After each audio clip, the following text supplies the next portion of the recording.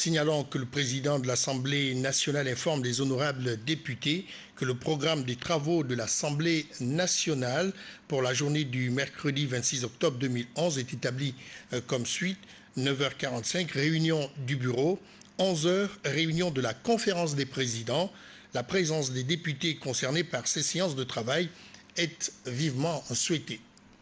On va retrouver le chargé d'affaires de l'ambassade de la République de Guinée-Conakry dans une autre institution constitutionnelle du Gabon. Il s'agit du Conseil économique et social, là-bas où le président de cette institution, Antoine Boumiakou, s'est entretenu avec son hôte. On va voir tout cela avec Frédéric Alogoïsissa sur les images de Idriss Mungala. Le chargé d'affaires de l'ambassade de la République de Guinée au Gabon est venu rendre une visite de courtoisie au président du Conseil économique et social en sa qualité d'actuel premier responsable de l'ambassade depuis le départ le 12 octobre dernier du chef de la mission diplomatique rappelé à Conakry par son gouvernement. Son Excellence Eladj Abdoulaye Baldé a également profité de cet entretien avec Antoine Depadoum Boumiakou pour magnifier l'excellente relation qui existe entre le Gabon et la Guinée, tout en renouvelant cette expression à l'égard du président du CES et de l'institution qui l'incarne. La diplomatie, c'est un autre monde. Vous savez, nous sommes permanemment en train de nous rapprocher les uns et les autres. C'est vilain que je rencontre le président du Conseil économique et social dans les couloirs sans que je ne puisse le saluer avec déférence. Voilà pourquoi j'ai tenu à le rencontrer, à le saluer, à le voir de face et essayer et profiter pour essayer de lui demander son soutien vis-à-vis de mon pays. Je suis en train de mettre les batteries à la charge, j'essaie de faire les contacts nécessaires pour voir dans quelle mesure le président, le professeur Alpha, notre cher président, va venir en visite d'État pour rencontrer son frère ami, le président Ali. Tout ça, c'est dans les perspectives et dans le renforcement des relations guinéo-gabonaises. Rappelons tout de même que le diplomate guinéen n'est pas un inconnu du milieu politique et dirigeant gabonais, puisqu'il a déjà séjourné dans notre pays en 2007 et 2008, toujours dans le cadre de la diplomatie.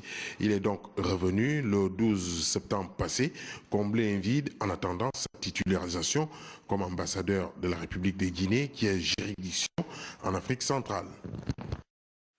La douane gabonaise et les douanes de l'Afrique centrale ainsi que du continent sont à l'heure de leur modernisation. Témoin bien entendu cette 37e conférence consacrée aux douanes de l'espace francophone que le Premier ministre a ouverte aujourd'hui. Les assises visent donc la mise en œuvre des réformes de l'administration douanière dans un contexte où la performance et la qualité sont de mise. C'est Patrick Simangoy de notre rédaction sur les images de Victor Monunga qui nous fait le point de cet événement. La 17e conférence des directeurs généraux des douanes des pays francophones s'inscrit dans la continuité de l'échange de vues entre les douaniers favorisant la convergence des efforts pour conduire les axes de réflexion en vue de la modernisation des administrations douanières qui éprouvent aujourd'hui de plus en plus le besoin de repenser les moyens et les méthodes de leur action dans un environnement où l'usager et le transitaire et bien d'autres réclament une meilleure offre de services dans les délais raisonnables. Cette stratégie vise 3 objectifs, à savoir une meilleure sécurisation de la chaîne logistique internationale, la facilitation du commerce international, l'optimisation des recettes douanières.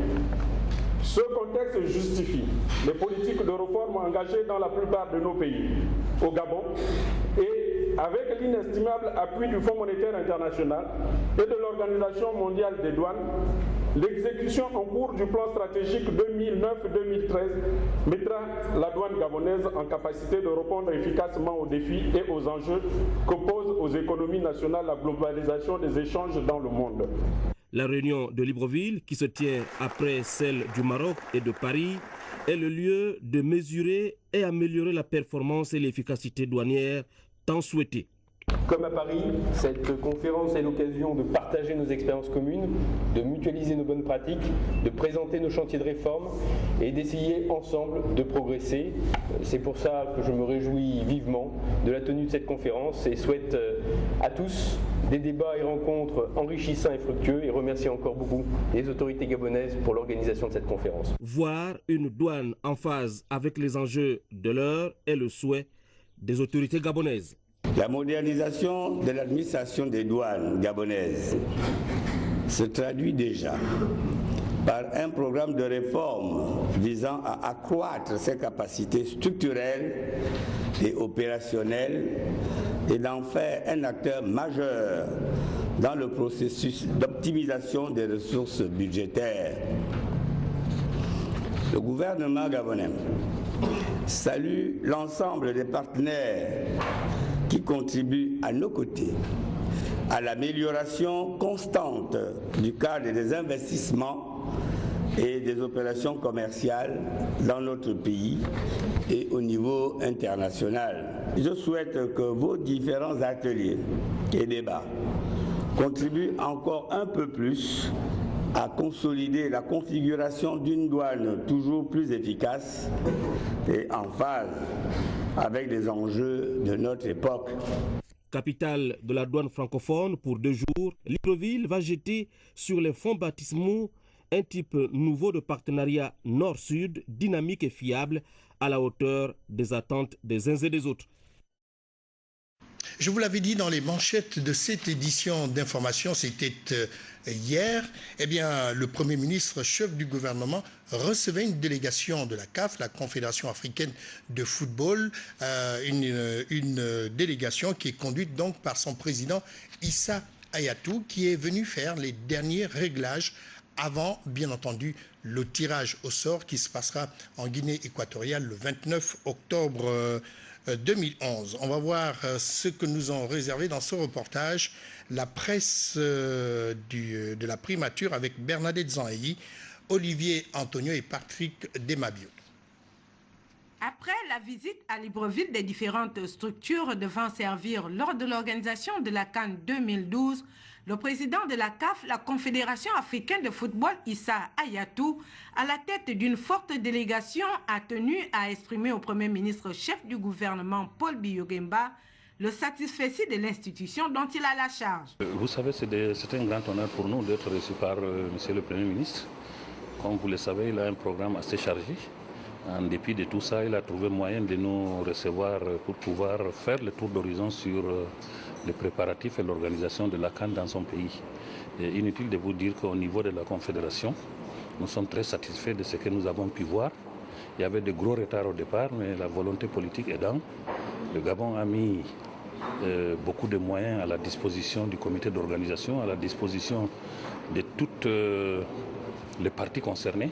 Et aujourd'hui, nous avons pratiquement comblé tous ces retards et nous sommes très fiers. Et c'est ce que j'ai pu dire au Premier ministre, l'objet de notre mission ici. Et nous sommes vraiment satisfaits de ce que nous avons pu trouver ici. Notons qu'au cours de cette entrevue, le Premier ministre chef du gouvernement et la délégation de la CAF ont fait le tour d'horizon des préparatifs de cet événement au niveau du Gabon.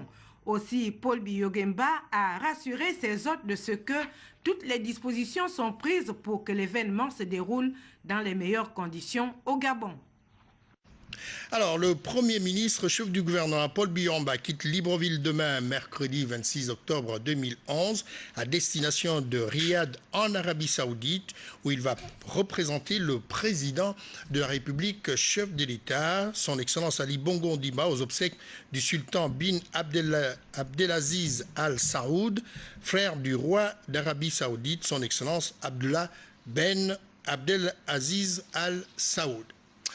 Puisqu'on parlait du sport tout à l'heure avec Issa Hayatou qui est dans nos murs, on reste toujours dans le cadre justement de la formation d'une équipe nationale, ou si vous voulez d'une élite footballistique gabonaise, avec cette organisation qui est faite par un certain nombre d'entreprises gabonaises, notamment la société de téléphonie mobile RTL.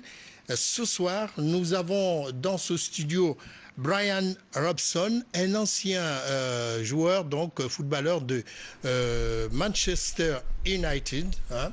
Alors, on va le recevoir. Bonjour. Bonjour. Vous êtes au Gabon. Alors, Monsieur Robson est au Gabon, c'est dans quel cadre exactement? Merci pour cette invitation sur ce plateau. Monsieur Robson est au Gabon pour procéder à la cérémonie de clôture du camp de formation que nous avons initié il y a un peu plus de 3 mois. Et ce camp de formation avait pour objectif de pouvoir détecter les jeunes talents du football. Et depuis un peu plus de 6 mois, nous avons reçu des jeunes qui ont participé massivement à cette initiative et des jeunes de toutes les provinces du Gabon. Et nous avons eu un tournoi qui s'est déroulé dans de bonnes conditions. Et aujourd'hui, Brian est venu pour procéder à la fin de cette grande initiative CAP. C'est une première en Afrique.